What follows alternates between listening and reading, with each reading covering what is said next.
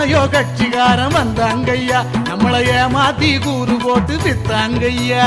கண்ணீரை போக்க கைகோத்து காக்க கருப்பண்ண சாமி இப்போ வந்தாரையா. கோழைய தூக்கி வீரனாக்கி கொரணைக்கு ஊட்டச்சத்து தந்தாரையா. அட புழுவ கூட சிறுத்தையாக்கி புரட்சி கிளப்ப சொன்னாரு.